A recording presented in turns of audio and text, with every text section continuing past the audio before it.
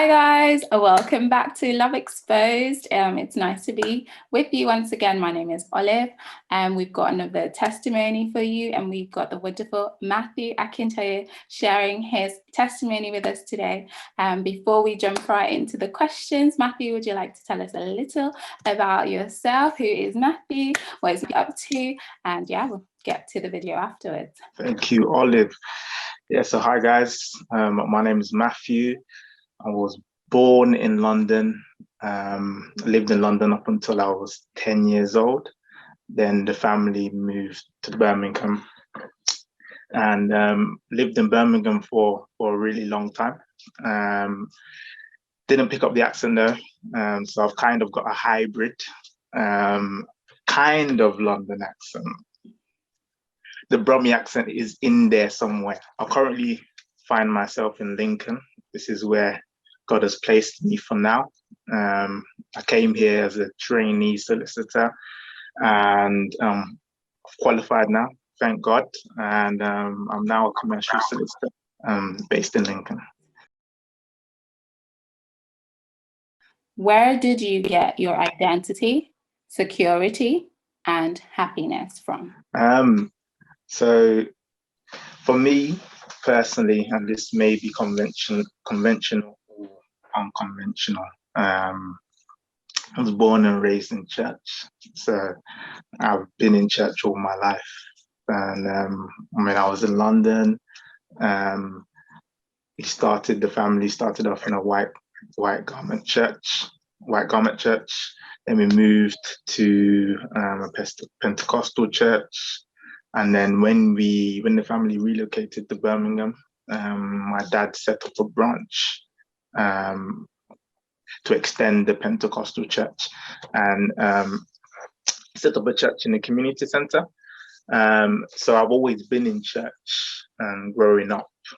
But I would say, in terms of where I found my identity, it was based on not fully understanding who God was, and not fully grasping who I was. I based my identity in myself and my loved ones. So I placed that completely in my hands and completely in my loved ones' hands. And what that means is that if I felt that something was lacking, or if I felt like I had a limitation, I will carry that as a heavy weight on my shoulders, because I placed my worth in my hands. And same as my family as well. If my family members felt a type of way about something, and it's just me being me, but they felt a type of way about something, that would also be a weight that I would place on my shoulders. So my value and my identity, I placed in my hands and my family's hands too. Awesome. That your identity kind of is based on yourself and those closest to you. Would you say that your security was in the same like sources as well? Yeah, so I during the time in which I was growing up in the church, so I knew who God was to a certain degree, and I believed in God. So I believed that He was watching over us. That is something that I held on to. But for me, I felt as though ultimately I needed to earn his love, and I needed to earn the right to be his child. And in doing so, that's what linked to me placing my identity in my hands, and especially loved ones as well. I put that pressure on myself. So if I felt as though I wasn't carrying myself in that way, then yeah, I would feel as though God was distant, you know. Mm-hmm. And yeah, that security wasn't quite there. Right. But ultimately, growing up, I knew God existed. Yeah. I knew He created. I believed He created the universe, you know, Yeah. and He was looking after all of us. But just in terms of just appreciating and embracing His love, instead of looking to Him and understanding that is something that has been freely and immeasurably gifted to me. I subconsciously, consciously viewed that as something that I needed to earn. I needed to earn. So that was where that's where the emphasis of me placing my identity in my hands came from, because I would then look to how I was carrying myself, and if I felt as though it didn't align with what I felt a child of God will behave, how that person will behave, how that person will talk, then yeah, it was just a weight on my shoulders at that particular time. But that's how how I grew before gaining that understanding. I can imagine what a heavyweight that would feel like, you know, if I was if we're looking to ourselves for our identity, we're looking to ourselves to act right, to earn God's love. And would you say that your happiness came from God, or God alone, or I don't know, where did your happiness come from? When you were in your happy place, what did you find yourself doing? What were things that brought you joy in that place? I would say my happiness came when I felt as though, yeah, you've ticked the box.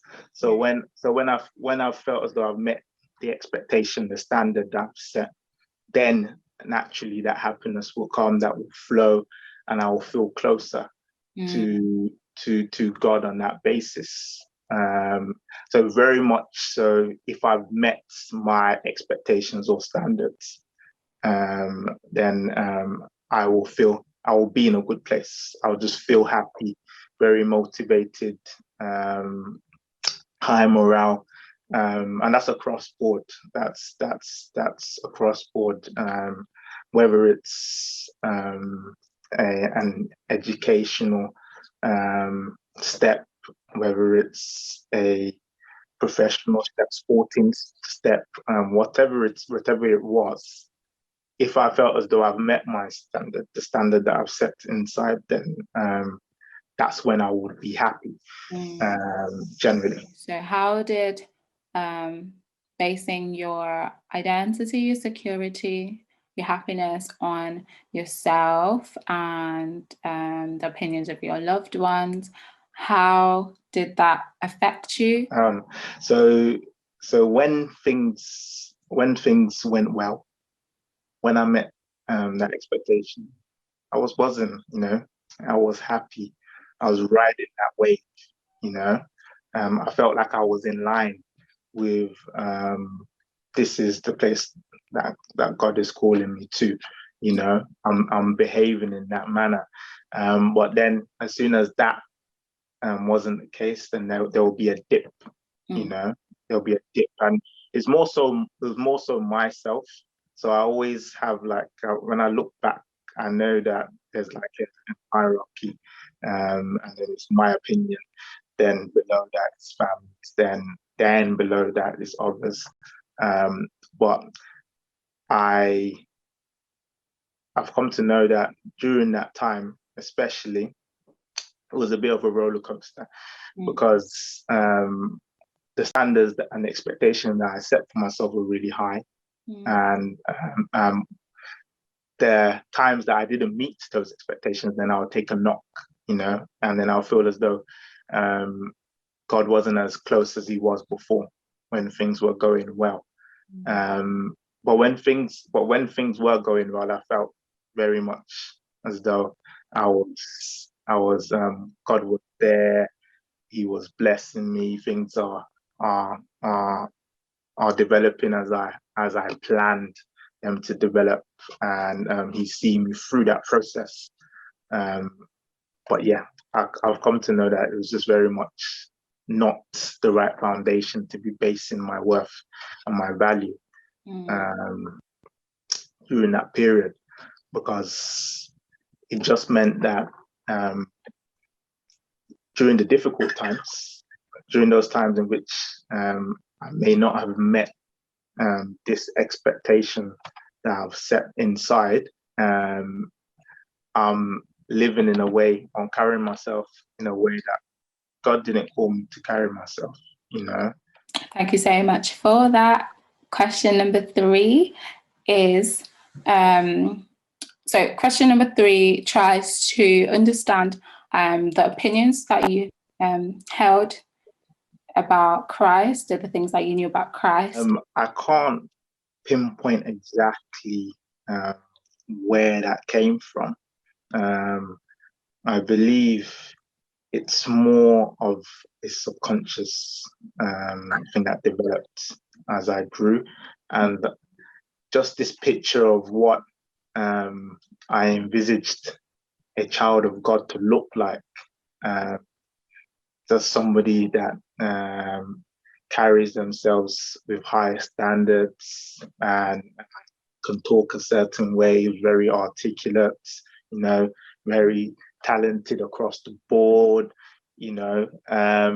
It's just a picture that I feel, I can't pinpoint exactly where, but it's just a picture that I feel developed. And this whole feeling that you needed to be perfect in order to earn God's love, and in order to be called, to be welcomed as God's child, is just something that just, I believe, subconsciously just grew. Because I don't necessarily feel like as though that was word in one of the sermons that I was in, and just stuck. I guess there was just a misunderstanding along the way that just developed and grew and grew. So just a longing to want to fit that mold. That became the thing that I was chasing, but I wasn't meeting it. And due to not meeting it, I felt as though God was distant. So myself and God, we weren't as close as I would have loved him to be with me. But that was a misunderstanding. He was close. It was me that was, I was the one that wasn't as close to him. If you understand where I'm coming from. So I believe there was a misunderstanding at some point as I was growing, that just gathered energy. And I know the Bible tells us to beware that the devil prowls like a roaring lion looking for someone to devour. And as I've gotten older, I've come to realize that the devil's tricks, of course, his ultimate goal will be for us to turn our backs on God, and live life declaring that God didn't exist. But if he can't achieve that, the other tool that he uses is to try and dim your light, ultimately try and cover the light of God that has been placed inside of you, so it doesn't reach others, cannot impact others. You can't just try to stop you from flourishing and fulfilling potential and purpose that's been placed inside of you. So I just feel there was just that big misunderstanding. just in reality. Yeah. And me believing that I had to earn the right to be God's son. I had to match God's holiness. You know, I had to match God's purity on my own. That's impossible. It's an impossible task. But yeah, that's what I held on to. Right. Yeah. Yeah, I think it's amazing that oftentimes we carry a lot of subconscious beliefs that have kind of formed through sources that we are even unaware of a lot of the time, and we carry it. We often need to kind of stop and clarify the sources, clarify what am I actually believing, is this true? So that came to mind as you were sharing what you were sharing. Was there a time that you tangibly remember, hearing a gospel and was like, wow, So I don't know the exact time, but I believe it's when I was one of the moments as well when I was in college, around 16, 17. So I was still based in my dad's church in a local community center. As I got to that age, I've grown to a certain level. So in terms of my understanding of certain things, it had increased at that particular time. So there was one particular sermon that my dad was preaching, and it was all about the woman with the blood, the issue of blood. So the disease that she had with regards to blood itself. And just going through that as my dad preached, and the understanding that in society's standards, she was very much an outcast. She was very much somebody that people didn't want to come near for fear that they may catch that disease, just on the basis of getting too close to somebody that has a disease like that. So she's very much an outcast, but she realized that the ultimate power source was near. And despite society's view and standards of her, and maybe the views that she had of herself, she knew that she only needed to get close to the power source, in faith, and just touch Jesus, and she will be healed. That he will heal her in love, and just the process of her taking that step in faith to do that, to push past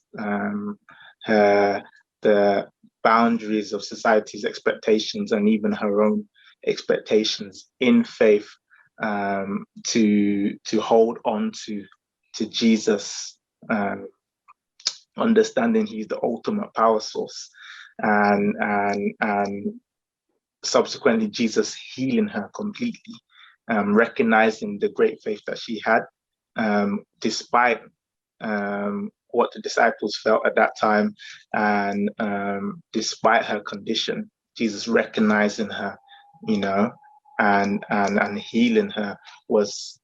I just remember that feeling of just understanding that there's no set image, and standard in terms of quality for God to acknowledge anybody. He just calls on us to have faith in him and hold on to him. And as I always say, he would take care of the rest. So in her circumstance, it was just that those steps that she needed to take, just to touch his cloth, and he took care of the rest. And that made me realize that the power source shift. So it was a kind of understanding that from during that period that it's not I'm not the power source for my life. Mm. Um, God is ultimately the power source, and Mm. it's for me to hold on to Him in faith, just as she did, and He would take care of the rest. So that was just one moment that I could remember when my dad was preaching um, in our church, and he was going through that story, and it just really clicked with me. The faith that she had, it just led me to question where I'm placing my faith, and if I'm holding on to God, or if I'm holding on to myself. Mm. And during that time, I began to realize what was affecting me at that particular time, because I am holding on to myself as a power source, trying to earn, you know, God's love, and trying to live in a way that God calls me to live based on my own Mm. um, ability, where it's God's power source that I just need to be hooked up to, and He will take care of the rest. Mm. So that was one story I remember during college. That it just clicked. There was just another understanding. I may have heard it in the past, but when my dad, when he preached on that Sunday, and he went through the story, and I was understanding the fact that yeah, this person was an outcast. She wasn't approached. She was somebody that people would walk away from, and she didn't allow that to stop her from holding on to Jesus in faith, Mm. knowing that He will do um, what He set out to do. And yeah, she was healed, and that was something that I held on to. Mm. I held on to. Amazing, amazing, amazing. I love that story um, of such great faith. And it's crazy because it is quite challenging. It does challenge you to think, wow, would I have been able to exercise this kind of faith, Mm, faith that said, actually, I don't even need to touch him if I'm able to, because he was surrounded by so many people and yeah. crowd. And could just imagine, she was this woman that, you know, in the midst of everyone there, she must have been like swamped, you know. So if I just like reach and I can just picture when I picture like the clothing that they wore, probably used to like touch the floor, maybe they would Mm, have like a trail, maybe. yeah. Maybe I've watched too many movies, too many Jesus movies. They're wearing clothes that trail. But yeah, so if she could just reach and touch the hem of his garment, like Mm, she fully had that thought process of like, if I could reach and just touch the hem of the garment, like nothing would make me think if I touched the hem of his garment. I would like more, I would consider more like if I just touch him, mm, that's great enough faith for me. And it's like, mm. if I touch the hem of his garment, power's Just small. leave from Mm, his body, leave from him. And, and it's just that it's amazing, the whole, no limitation. And it also reminds me of the the parts in the gospel where Jesus makes clear to us that he didn't come to seek the righteous, mm, but he came to seek the lost. He came, like a doctor. Doctors, if everybody was well, doctors would go out of business. There would be no need for a doctor, right? And yeah. so, if Not there for the help. yeah, and so if we were all perfect human beings, perfectly capable of righteousness by ourselves, there would have never been any need for Jesus to come. And Mm-hmm. obviously, Jesus had to come because there's no way on this earth that we had access to God, or we were able to attain to the standard of God's righteousness without Mm, God Himself coming to help us to do that. Our next question is, when and how did your perspective on Christ begin to change? Is there any experiences in general that you can call to mind that helped you understand perhaps another facet of who Jesus is um, in mm. life? Yeah, so I'll fast forward a bit. But by this time, understanding was there. It's just falling into bad habits now.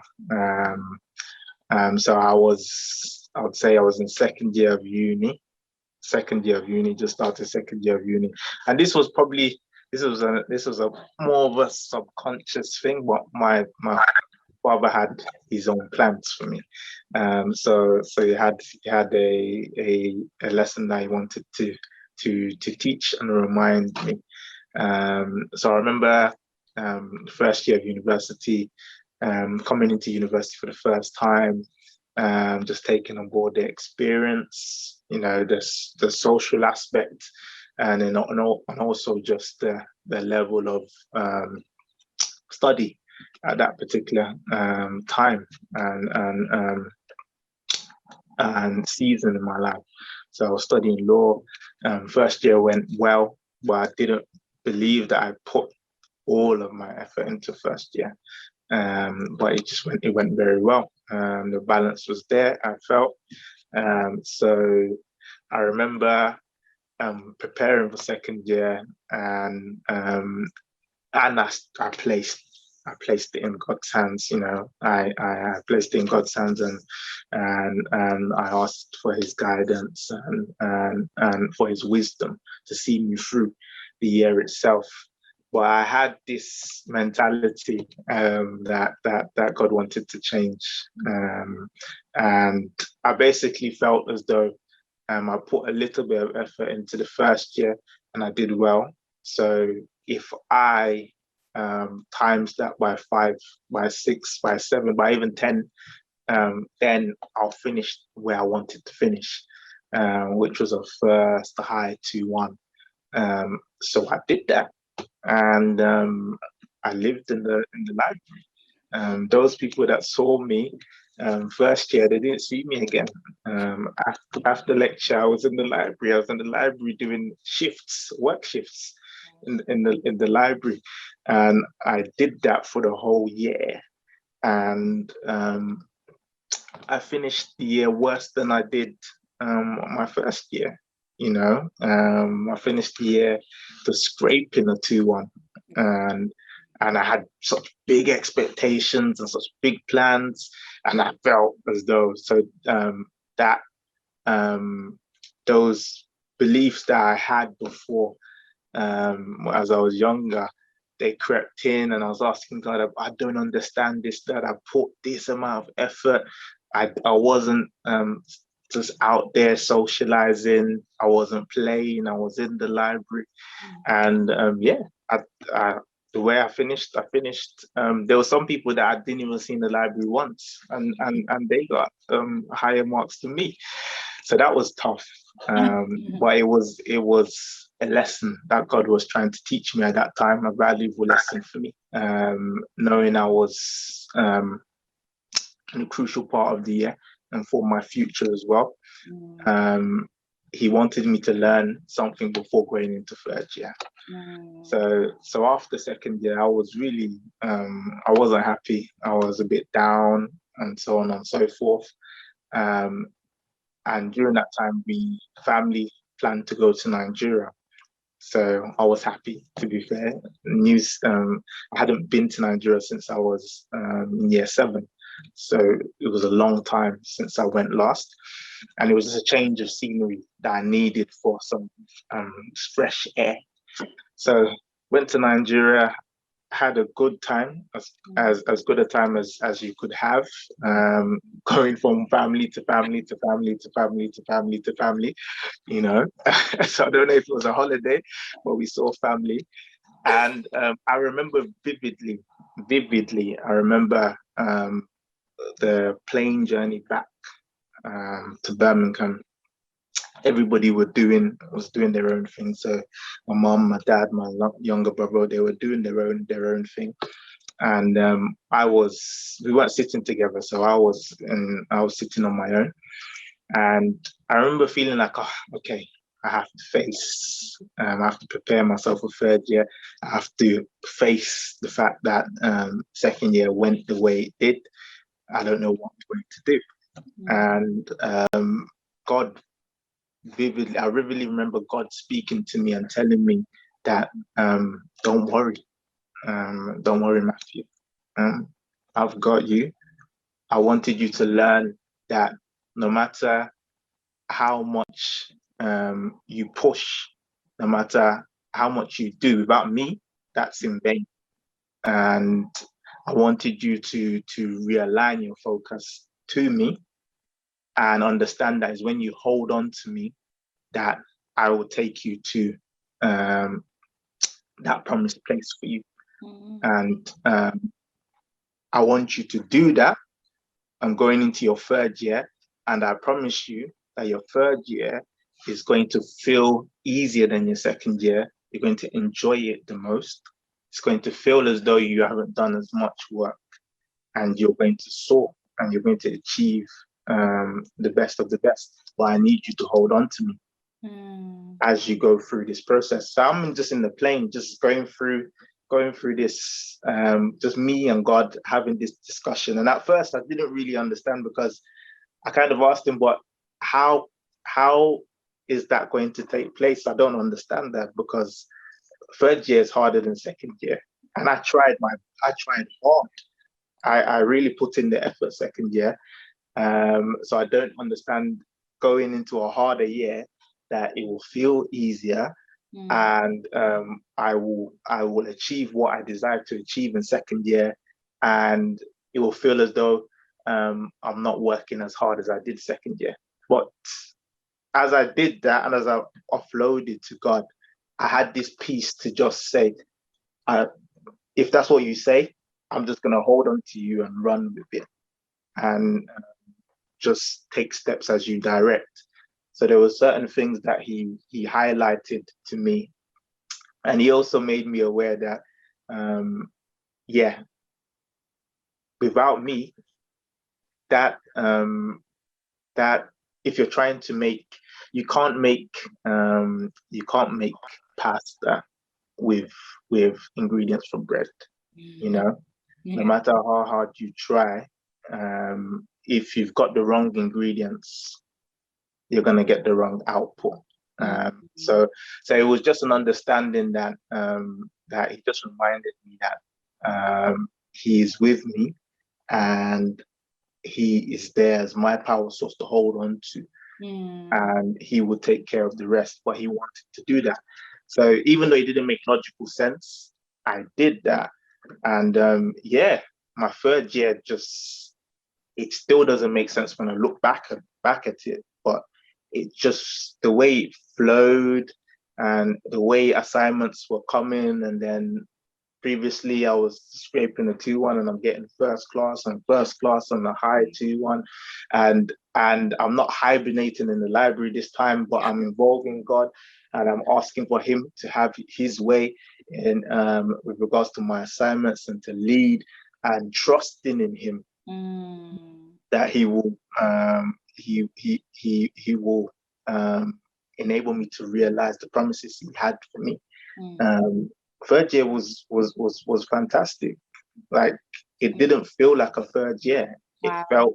It felt much more relaxed than the second year, and I finished the way I wanted to finish my second year in my third year. And I will always give God the glory for it, because I know that when we had that, when I was in the plane coming back home, and I was very much had anxiety, and I was worrying about, okay, what will third year hold for me? Because I know by God's grace I will become a qualified solicitor. But second year was like this. He reassured me, and he reminded me to hold on to him, and he will take care of the rest. So that was just an experience that I had with God that I will always remember.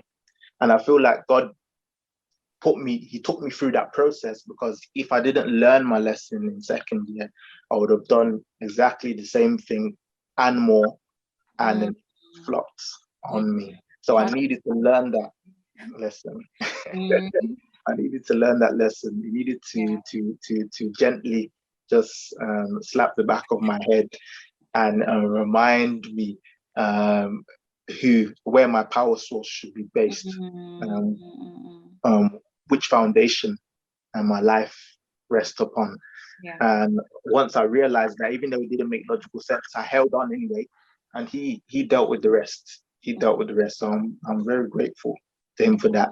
It's amazing how you shared that.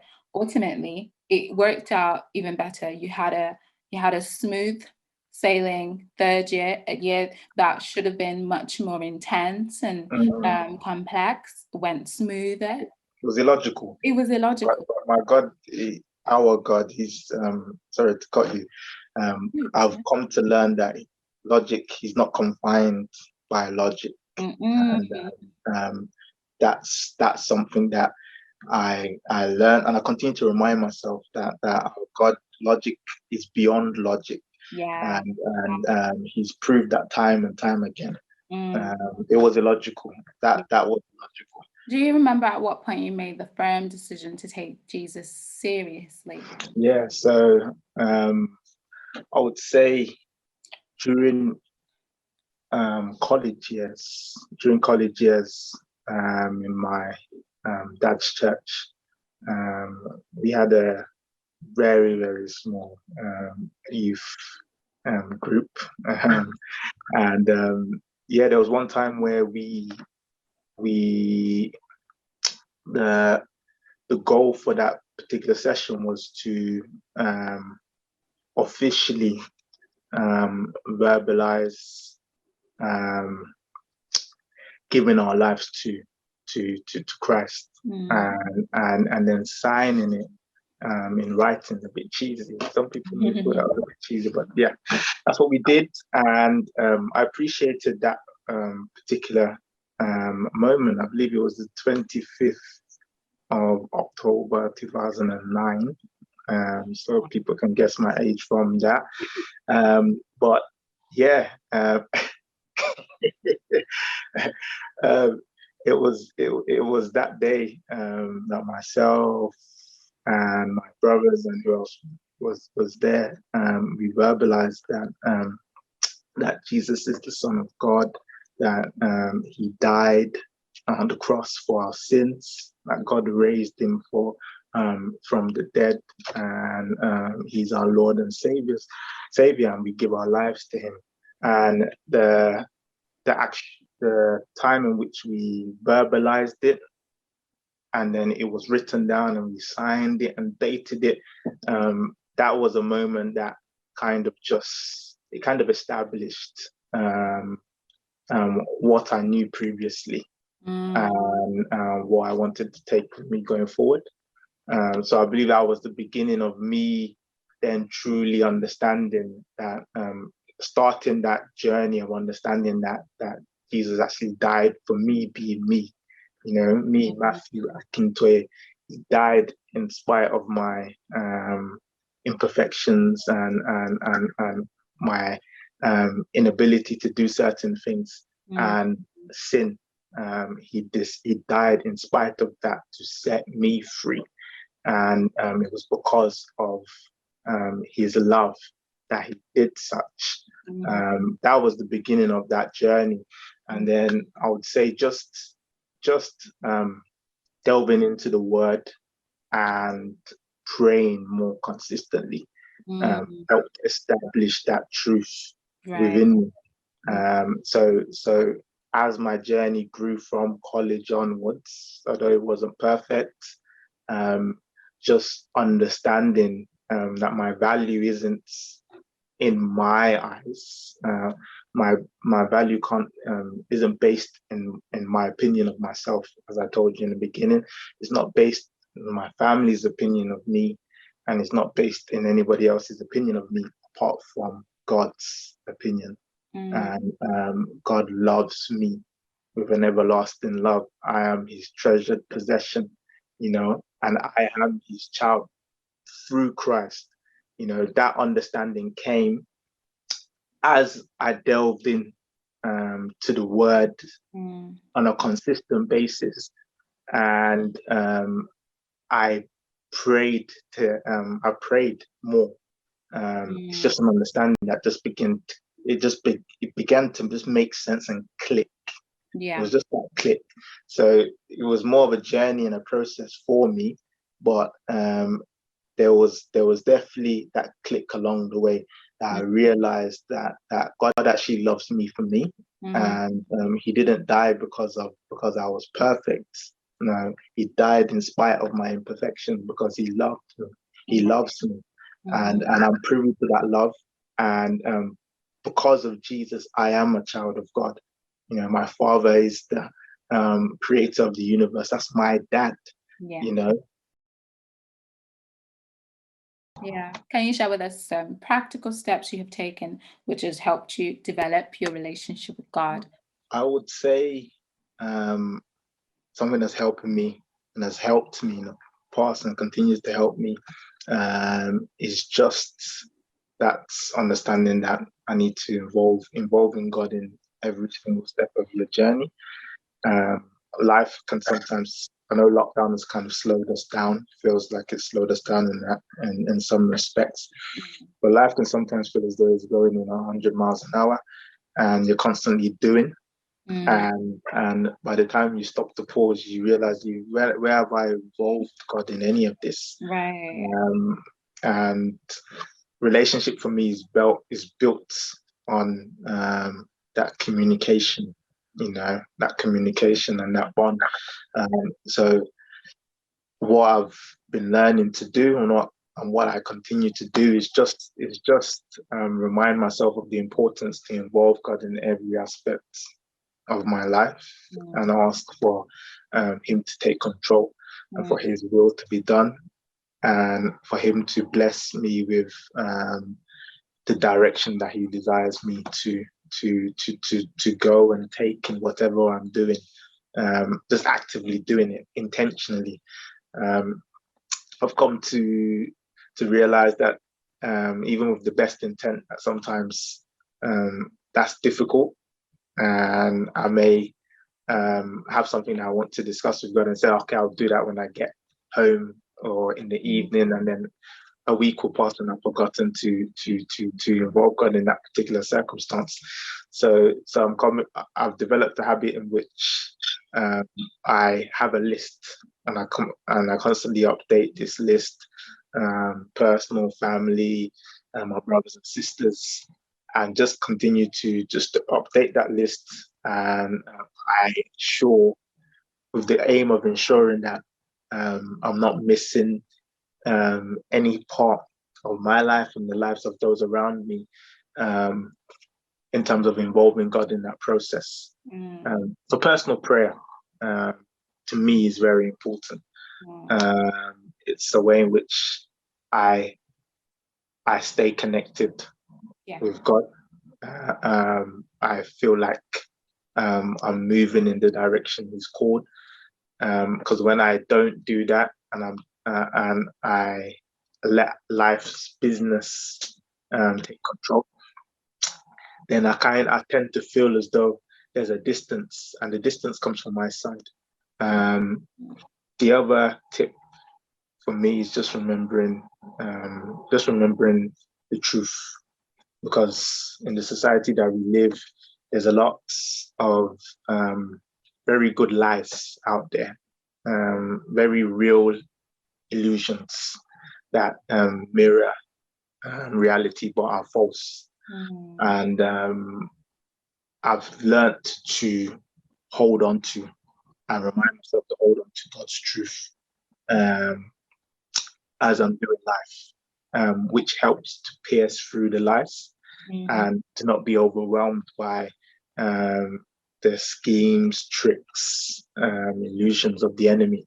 So there's various different verses that I'll hold on to on a daily basis of God's truth, just reminding me that God is with me. He goes before me. He's for me, not against me. Yeah. That I need not fear. That He will help me. He will strengthen me. He will uphold me. Just truth.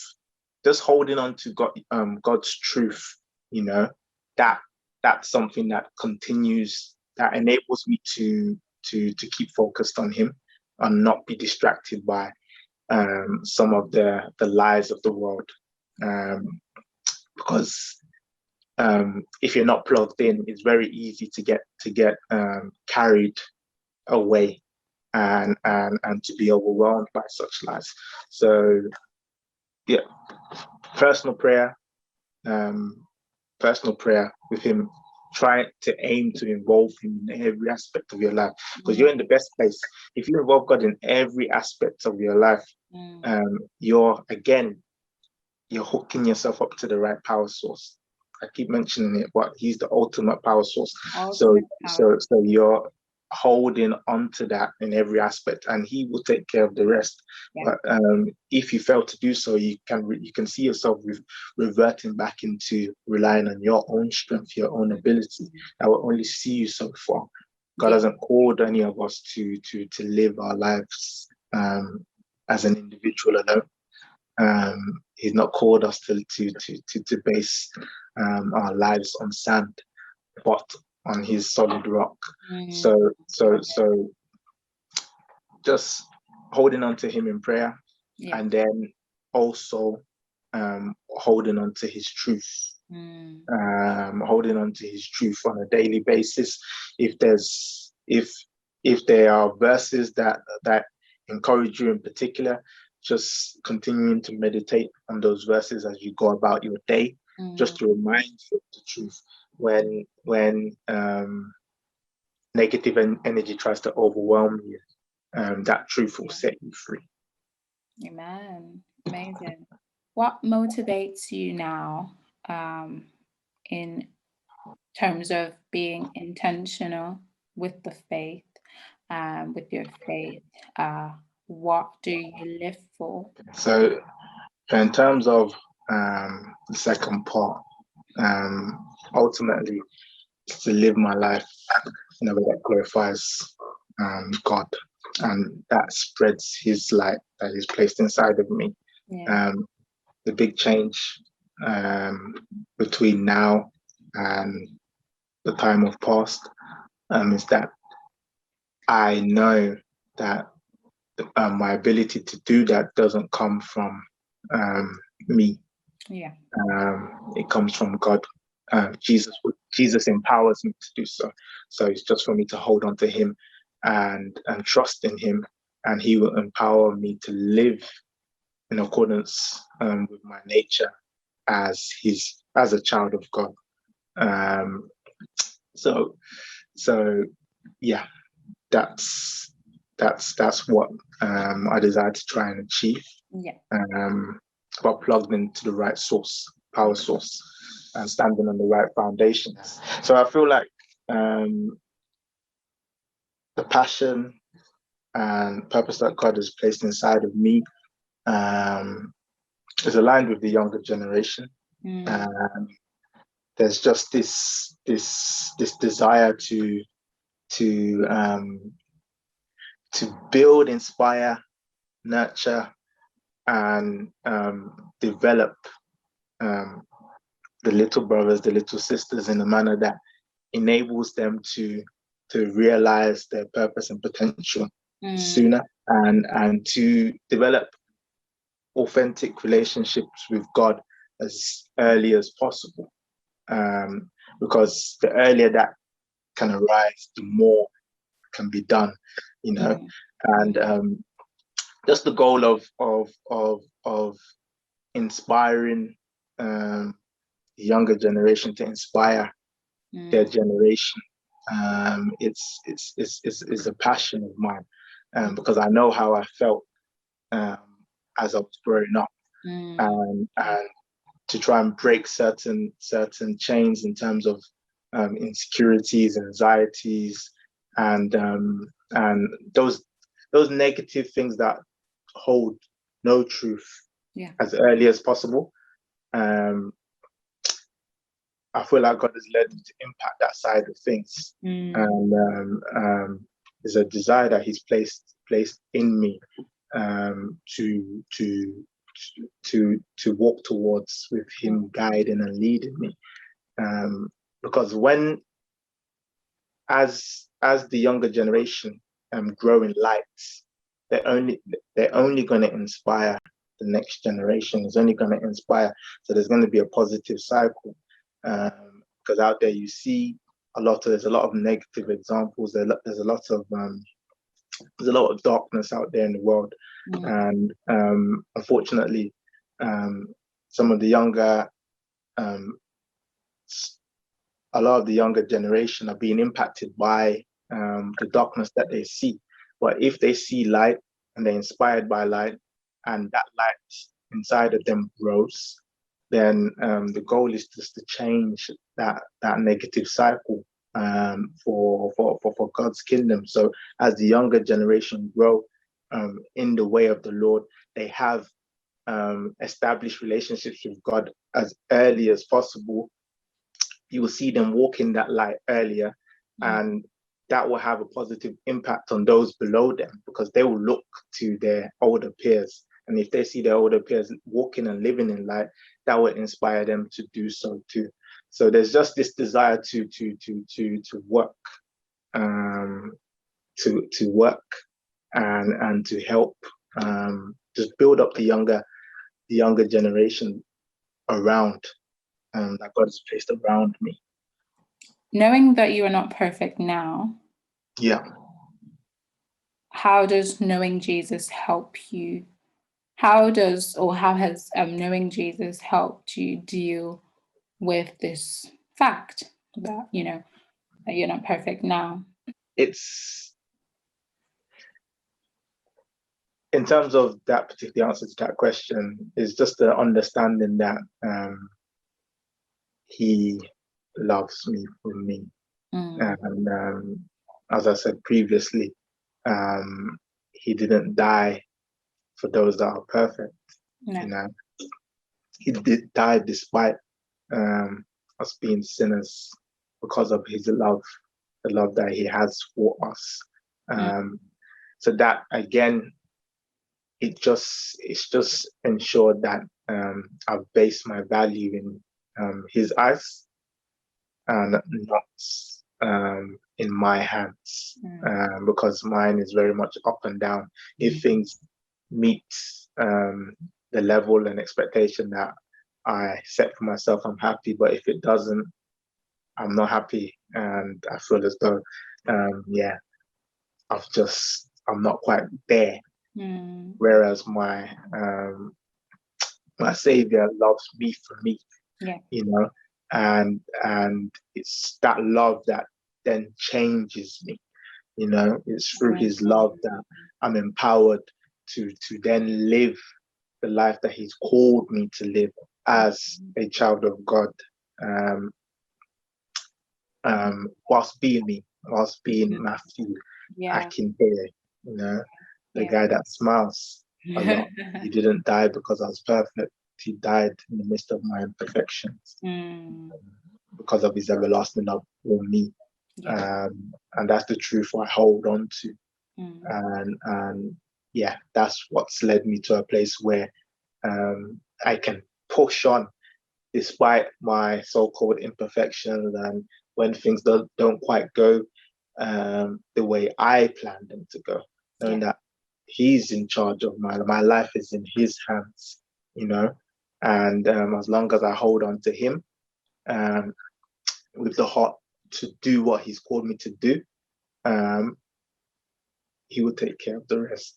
Literally, he will take care of the rest. Our bonus question to you is: so throughout the questions, you have referred to God as this ultimate power source, and it's something that just really, really, it's like a description of God that I love, and it really just like has resonated with me. But I wonder if, aside from the experiences or situations that you kind of shared, is there any other experiences that you are able to share with us that reveals God's ultimate power, that it reveals God in his as this ultimate power source that we know him to be. You know him to be. Yeah, what comes to mind straight away is just being qualified, becoming a qualified solicitor. Um, that's something I've placed in God's hands for a long time, and there have been various hurdles in the way, um, such as what happened in second year, but also um, family bereavements and redundancies, and even just looking for work experience, something that was given to me by God. When you're looking for work experience for 6, 7 months, you've got a backpack full of CVs in your bag, going from one firm to the other, and then 6 months later you have nothing, and it's very deflating. But holding on to God, that He will provide a way for me, and to enable me to actually cross the line and become qualified. I'll just put that whole journey as an example of God being the ultimate power source in the journey for me. Telling myself I wanted to be a lawyer in secondary school to then being a lawyer now. It's not something that came from me, and it's not something that was based on my own ability. God's favor was with me in each and every part of that journey. And funny enough, saying all of that, from secondary school, I held on to the fact that it's something that I want to do, and it's something that God will see me through. And there's been loads of times where there's been mountains in front of me that just seemed as though this one can't be climbed, or there's been barriers placed in front of me that it would be easy just to turn around and walk back and try and do something else. But in spite of the whole journey, God has been faithful, and I've grown during that process itself, been able to climb the mountains, been able to overcome the barriers. And I truly believe the reason why I'm in Lincoln is because He sent me here. He's the one who positioned me to be where I am. If everything came easy, then it's very easy for you to then try and take all the glory. But it's in those difficult moments, those storms, those periods where everybody seems distant, and it's only you and God, and God walking you through those circumstances, and you coming out the other side still standing, and Him opening doors that you didn't even see or know, and Him closing doors that you felt was for you, that He said, no, this is not for you. I've got better plans for you. That whole journey is full of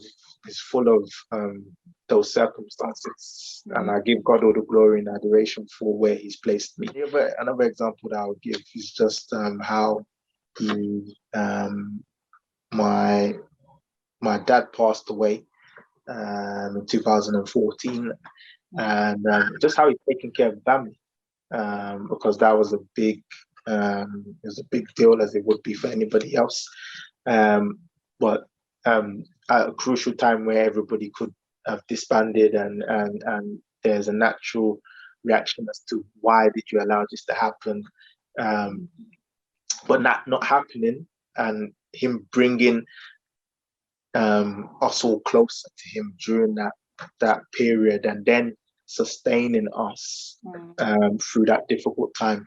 Again, that was a moment of Him just empowering the family during such a difficult time. That is amazing. Thank you so much for opening that up to us, and just showing how God ultimately is the ultimate power source in very low lows and very very high highs. Yeah, I am so grateful for where God has you now, in spite of everything that's taken place. And yeah, we give Him all the glory. for your life. Thank God. I would just like to just remind that individual that that their father is with them. He's not left them. He's promised that he will never leave them. Never leave them, nor forsake them. That he's with you, and just remembering that he also loves you as well. He's with you, and he loves you with an everlasting love. So your life is in his hands. He's got you. Just hold on. Hold on. Invite him into the situation that you're in as you journey through life, and he will see you through. Thank you so much, Matthew, for coming on and just blessing us with your testimony. And I'm sure that many others will be blessed and can relate to your testimony. I've definitely been blessed by it. Thank you so much. We are honored to have you. Thank you so much, everybody, for watching. I hope you've enjoyed watching the video. If you have enjoyed watching the video, do consider liking, do let us know, comment any thoughts that you may have. Do share this video with someone else who you think it may benefit. If you have a great testimony, a salvation testimony you want to share with us, do not hesitate to reach out to us. Get in contact with the Love.Xposed team. Our contact will be detailed in the description box below on how to get in touch with us. And yeah, we look forward to seeing you next time for our next salvation testimony. But in the meantime, until next time, goodbye and God bless, and we love you. Bye. Bye. Bye.